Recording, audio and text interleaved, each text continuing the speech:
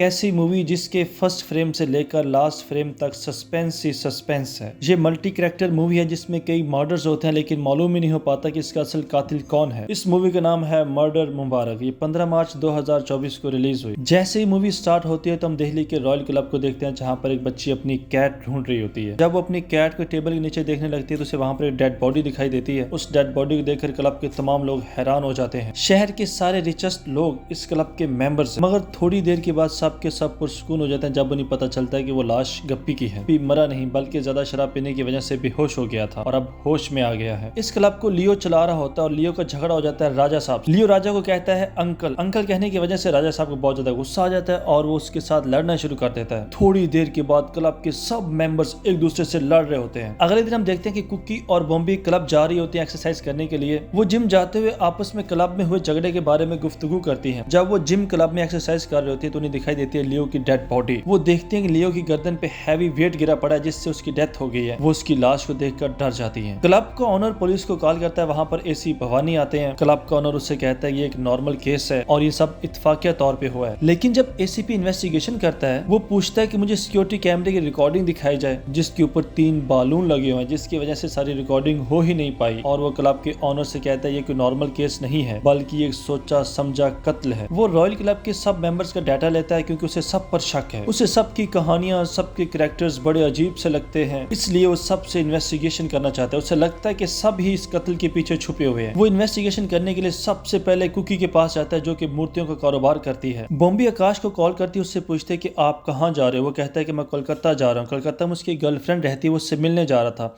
और बॉम्बे चाहती थी कि वो कोलकाता ना जाए। वो उसे रोकने की कोशिश करती है और आकाश भी रुक जाता है। इसके बाद आकाश से मिलने के लिए बॉम्बे बहुत सारी कॉल्स करती है लेकिन आकाश उसकी कॉल नहीं उठाता। जब वो अगले दिन उससे मिलती है तो उससे कहते हैं कि आपने मेरी कॉल्स क्यों नहीं उठाई। तो वो कहता है कि तुमने जब किसी और से शादी कर लिया तो फिर तुम मुझे क्यों कॉल्स कर रही हो और मैं तुम्हारी कॉल क्यों उठाऊं। इस पे वो कहती है कि अगर मेरा हस्बैंड मर चुका हो तो क्या फिर भी तुम मेरी कॉल नहीं उठाओगे। वो कहता है कि मैं इस बारे में कुछ नहीं जानता, मुझे बताओ जरा। इस पे बॉम्बे आकाश को बताते हैं कि मेरा हस्बैंड एक बस में सफर कर रहा था और वो बस गहरी खाई में गिर जाती है। उस खाई में गिरने की वजह से बस में जितने भी लोग थे सबकी डेथ हो जाती है और सबकी डेड बॉडीज भी मिल जाती है लेकिन 4 लोगों की डेड बॉडी नहीं मिली और उनमें एक डेड बॉडी मेरे हस्बैंड की भी थी। ये सुनकर आकाश को बड़ी खुशी होती है। अब एसीपी इन्वेस्टिगेशन करने के लिए लियो के घर पे जाता है। उसे लगता है कि शायद मुझे वहां से कोई सबूत मिल जाए। तो वो लियो के कमरे में बहुत सारी ज्वेलरी देखता है तो उसे इतनी सारी ज्वेलरी देखकर बहुत ज्यादा हैरत होती है। उसे लगता है कि लियो के पास इतनी ज्वेलरी कहां से आ गई। वो उसकी ज्वेलरी उठाकर अपने साथ ऑफिस ले जाता है। फिर वो शहनाज को अपने पास बुलाता है। शहनाज उससे बहुत ज्यादा गुस्से होते है। उससे कहते हैं तुम मुझ पर कत्ल करने का शक कैसे कर सकते हो। मैं तो लोगों की भलाई और बेहतरी के लिए काम करती हूँ और मैं किसी का खून कैसे कर सकती हूँ। जब एसीपी शहनाज से शहर में हुए दंगे के बारे में पूछता है तो वो उससे कहते हैं मैं इसके बारे में तुमसे कोई बात नहीं करना चाहती और वहां से उठकर चली जाती है। फिर एसीपी राजा साहब से इन्वेस्टिगेशन करता है। उधर बॉम्बे फिर आकाश से मिलने जाती है और उसे बताती है शादी से पहले मैं बहुत सारी चोरियां किया करती थी लेकिन अंशुल से शादी होने के बाद मैंने कभी कोई चोरी नहीं की। मेरी आदत खत्म हो गई थी लेकिन अब अंशुल की डेथ हो गई है तो मेरी ये हैबिट फिर से जिंदा हो गई है। और कल मैंने एसीपी का चश्मा भी चुराया था। मेरी इस बैड हैबिट का पता लियो को भी चल जाता है जिसकी वजह से वो मुझे ब्लैकमेल करना शुरू कर देता है। ये दोनों लियो की सच्चाई बताने के लिए एसीपी के पास जाते हैं। जब बॉम्बे एसीपी को बताते हैं कि लियो मुझे ब्लैकमेल कर रहा था तो एसीपी उसे बताता है कि लियो ना सिर्फ तुम्हें ब्लैकमेल कर रहा था बल्कि इस क्लब के बहुत सारे मेंबर्स और भी हैं जिनको मुसलसल ब्लैकमेल कर रहा था। एसीपी के पास वो ज्वेलरी भी पड़ी होती है जो वो लियो के घर से लाया था। आकाश की नजर उस ज्वेलरी पे पड़ती है। उसमें 2 एयर रिंग भी थी जो उसने बॉम्बे को गिफ्ट की थी। जब वो ये रिंग देखता है तो उसे बॉम्बे पर शक होता है और वो उससे कहता है कि तुम्हारे और लियो के दरमियान क्या था मुझे बताओ। तब बॉम्बे उसे बताती है कि अंशुल की डेथ होने के बाद मैं बहुत ज्यादा तन्हाई और डिप्रेशन का शिकार हो गई थी। मैंने अपनी इस तन्हाई और डिप्रेशन को खत्म करने के लिए लियो से रिलेशनशिप बनाया था लेकिन मैंने उससे कभी मोहब्बत नहीं की। आकाश को उसकी इस बात पर यकीन नहीं आता और वो गुस्से से वहां से चला जाता है। एसीपी बॉम्बे को बताता है कि इस क्लब को बहुत सारे लोग डोनेशन भी देते हैं और बॉम्बे के हाथ में वो फेरिस्त होती है जिसमें सब डोनर्स के नाम लिखे होते हैं। एसीपी को बड़ी हैरत होती है कि आखिर ये लोग इस क्लब को डोनेशन देते क्यों हैं। इस बात की इन्वेस्टिगेशन करने के लिए वो सब डोनर से मुलाकात करता है। वो राजा साहब को बुलाता है और उससे पूछता है कि आप इस क्लब को डोनेशन क्यों देते हैं। तो वो उसे बताता है कि मुझे डोनेशन देकर खुशी मिलती है और मैं ये काम एक अरसे दराज से कर रहा हूँ और हाँ रही लड़ाई झगड़े और कत्ल करने की बात और ये काम तो मैं सबके सामने करता हूँ, डर छुप कर नहीं। इस हवाले से जब शहनाज से एसीपी बात करता है तो शहनाज उसे बताती है कि क्लब में एक लड़का है राकेश जिसके बारे में लियो चाहता है कि मैं उसे सबके सामने एक्सेप्ट कर लूं और वो मेरी एक डार्क सच्चाई है जिसकी वजह से लियो मुझे ब्लैकमेल करता है और मैं उसे डोनेशन देती हूँ। अब एसीपी रोशनी को बुलाता है जो कि यश की माँ है। यश जो कि एक नशेबाज है, वो बहुत ज्यादा ड्रग्स यूज करता है। तो यश की मॉम रोशनी एसीपी को बताती है कि मेरा बेटा नशा करता है और इस बात का पता सिर्फ सिर्फ लियो को था और मैं किसी सूरत भी नहीं चाहती थी कि ये बात किसी और को मालूम हो। इस वजह से लियो मुझे भी ब्लैकमेल करता था और मैं उसे फंड की शक्ल में बहुत सारे पैसे देती थी। बॉम्बे तो पहले ही बता चुकी थी कि उसे ब्लैकमेल क्यों किया जा रहा है और वो ये हकीकत भी एसीपी को बता देती है कि मैंने लियो के साथ कई रातें गुजारी थी और अब जब मैं उससे दूर हो गई हूँ तो वो मुझे ब्लैकमेल करके मुझसे पैसे लेता था। आकाश और बॉम्बे के दरमियान सुलह हो जाती है और उनके दरमियान नजदीकियां बहुत ज्यादा बढ़ जाती हैं। ज्यादा नजदीकियां बढ़ने की वजह से वो एक दूसरे से इंटीमेट भी हो जाते हैं। इंटीमेट होने के बाद जैसे वो रूम से बाहर निकलते हैं तो उन्हें एक और सरप्राइज मिलता है और ये सरप्राइज होता है गप्पी की मौत। गप्पी जिसकी बिल्ली की डेथ हो गई थी, किसी ने उसकी बिल्ली को ओवन के अंदर रख दिया था जिससे वो मर गई और गप्पी अपनी उस कैट से बहुत ज्यादा मोहब्बत करता था जिसका उसे बहुत ज्यादा गहरा सदमा हुआ और हम देखते हैं कि उसने एक फ्लेयर गन से जो राजा साहब की थी खुदकुशी कर ली। लेकिन जब वहां पर एसीपी आता है तो वो कहता है कि इस बंदे ने खुदकुशी नहीं की बल्कि ये भी एक कत्ल है। वो जब उसके घर का मुआयना करता है तो उसे वहां पर कॉफी की बहुत ज्यादा मिकदार मिलती है और वो समझ आता है कि गप्पी को कॉफी पीने का बहुत ज्यादा शौक और शायद इसके अंदर किसी ने कोई चीज मिला दी हो जिसको खाने से इसकी डेथ हो गई हो। उधर अगली रात यश खुदकुशी कर लेता है।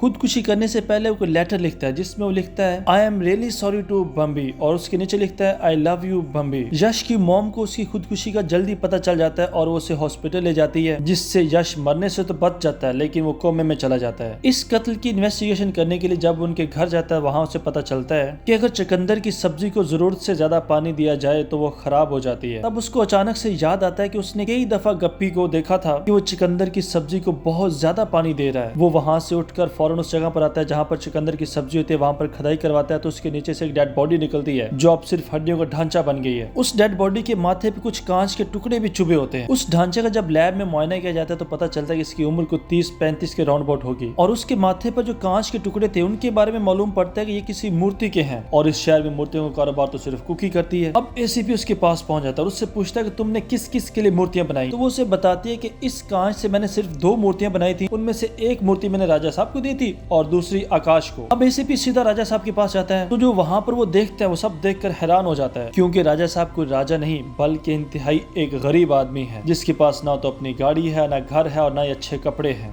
यहाँ पर राजा साहब उसे अपनी एक हकीकत बताता है। वो उसे कहता है कि मैं बहुत अमीर हुआ करता था लेकिन फिर हालात ने मुझसे सारा कुछ छीन लिया। अब मैंने अपना भरम कायम रखने के लिए खुद को दोस्तों और रिश्तेदारों के सामने अमीर शो करवाता हूँ। मैं जब भी क्लब जाता हूँ तो रेंट पे गाड़ी लेता हूँ, रेंट पे कपड़े लेता हूँ ताकि मेरा भरम कायम रह सके। इस तरह इन्वेस्टिगेशन करते करते एसीपी को पता चलता है कि वो डेड बॉडी गंगा के हस्बैंड AK चौधरी की है। ये गंगा वही लड़की है जो कभी बॉम्बे के घर में मुलाजमा के तौर पर काम करती थी और फिर बॉम्बे की सिफारिश की वजह से उसे क्लब में जॉब मिल जाती है। उसका हस्बैंड AK चौधरी उस पर बहुत ज्यादा तशद्दुद करता था और उसने उससे डाइवोर्स भी ले ली। राजा साहब गंगा से प्यार करते थे इसलिए अब एसीपी का शक जाता है कि AK चौधरी को राजा साहब ही ने कत्ल किया है और वो उसे गिरफ्तार करके जेल में डाल देता है। मगर फिर जब मजीद इन्वेस्टिगेशन होती है तो सस्पेंस और बढ़ जाता है क्योंकि वो डेड बॉडी AK चौधरी की नहीं बल्कि बॉम्बे के हस्बैंड अंशुल की होती है। जब एसीपी ये बात बॉम्बे को बताता है तो बॉम्बे को बड़ी हैरत होती है तो वो कहती है कि ये कैसे मुमकिन है, मेरे हस्बैंड की डेथ तो बस के खाई में गिरने की वजह से हुई थी तो उसकी डेड बॉडी यहाँ कैसे आ सकती है भला। एसीपी बॉम्बे से आकाश के बारे में पूछता है लेकिन बॉम्बे से उसके बारे में कुछ भी नहीं बताती। तो एसीपी आकाश के घर जाता है जहाँ पर आकाश उसे नहीं मिलता लेकिन आकाश की दादी उसे मूर्ति के बारे में बता देती है। वो उसे बताती है कि मूर्ति से मुझे बहुत डर लगता था और मैंने ये मूर्ति उठाकर बॉम्बे को गिफ्ट में दे दी और उसी मूर्ति के जरिए बॉम्बे ने अपने हस्बैंड का कत्ल किया है। अब वो दिन आ जाता है जब एसीपी सबको बताना चाहता है कि असल में कातिल कौन है लेकिन वो ये बात सबको बताने से पहले सबकी कहानियों से पर्दे उठाना चाहता है। वो सबसे पहले तो लियो के बारे में बात करता है। कहता है कि लियो रेगुलर बेस पे एक प्रोटीन दवा इस्तेमाल करता है। उस प्रोटीन दवा के अंदर किसी ने ड्रग की मिकदार बढ़ा दी थी। जब वो ये प्रोटीन इस्तेमाल करता है तो उसकी बॉडी काम करना छोड़ देती है इसलिए वो वेट जो वो रोजाना उठाता था वो उसके ऊपर ही गिर जाता है, उसकी डेथ हो जाती है। फिर एसीपी कहता है कि यश ने भी खुदकुशी नहीं की थी बल्कि वो जो ड्रग इस्तेमाल करता है उसको भी किसी ने ड्रग की ओवरडोज दी थी जिसकी वजह से वो कोमे में चला गया। फिर वो अंशुल की डेड बॉडी के बारे में बताता है। वो कहता है कि उसको कत्ल गप्पी ने किया था। उसको कत्ल करने के बाद उसकी डेड बॉडी को वो चुकंदर के बूटे के नीचे दफना देता है लेकिन उसकी डेड बॉडी को चुकंदर के बूटे के नीचे छुपाने के लिए उसके साथ कोई और भी था और वो कोई और नहीं आकाश ही हो सकता है क्योंकि आकाश बॉम्बे से मोहब्बत करता है और वो अंशुल को रास्ते से हटाना चाहता था इसलिए उसे मार डालता है। इसलिए इस कहानी का असल कातिल आकाश है और उसने ही गप्पी को कत्ल भी किया ताकि ये राज किसी पर खुल न सके। ये सारी कहानी जब एक्सप्लोर हो जाती है तो यहाँ पर कहानी में सस्पेंस फिर और बढ़ जाता है जब बॉम्बे यहाँ पर आती है और अपना राज खुद ही एक्सप्लोर करती है। वो एसीपी के सामने सबको बताती है कि मेरी और अंशुल की जब शादी हो गई थी तो मैं अपनी शादी में बहुत खुश थी। इस कामयाब शादी के बावजूद मुझे फिर भी आकाश की कमी बहुत ही शिद्दत से महसूस होती थी। एक दफा मैंने देखा कि मेरा हस्बैंड हस्बैंड अंशुल घर में रखी हुई मुलाजमा गंगा के साथ इंटीमेट हो रहा है। इस बात पर मेरा उससे बहुत ज्यादा झगड़ा हो जाता है और वो मुझे थप्पड़ मारता है, जिसके बाद हमारी हाथापाई शुरू हो जाती है। इसी हाथापाई के दौरान मेरे हाथ में मूर्ति आती है और मैं ये मूर्ति उसके सर पर दे मारती हूँ, जिससे उसकी डेथ हो जाती है। फिर मैं और गप्पी उसकी डेड बॉडी को दफना देते हैं और उसकी डेड बॉडी के ऊपर चुकंदर की सब्जी उगा देते हैं। एक दफा गप्पी ने बहुत ज्यादा शराब पी होती है, ज्यादा शराब पीने की वजह से। फिर मैंने इन सब से जान छुड़ाने के लिए एक प्लान बनाया। प्लान में मैंने लियो और यश को ओवरडोज देकर कत्ल कर दिया। पीछे सिर्फ एक गप्पी रह गया था जिसको मैंने हिप्नोटाइज करके खुदकुशी करवा दी। इस तरह ये सारी कहानी एक्सप्लोर हो जाती है कि इन सब लोगों का असल कातिल कौन। कहानी के आखिर पे हम देखते हैं कि एसीपी आकाश से मिलता है और उससे रिक्वेस्ट करता है कि आप इस केस को फॉलो ना करें, क्योंकि मुझे डर है अगर आपने इस केस की पैरवी की तो आप भी इस केस में फंस जाओगे, फिर बॉम्बे के साथ साथ आपको भी सजा हो सकती है। इसके साथ ही सस्पेंस से भरी हुई कहानी खत्म हो जाती है। ऐसी नई नई कहानियां जानने के लिए चैनल को सब्सक्राइब करें और वीडियो को लाइक करें। ये वीडियो देखने के लिए आप सब दोस्तों का बहुत ज्यादा शुक्रिया।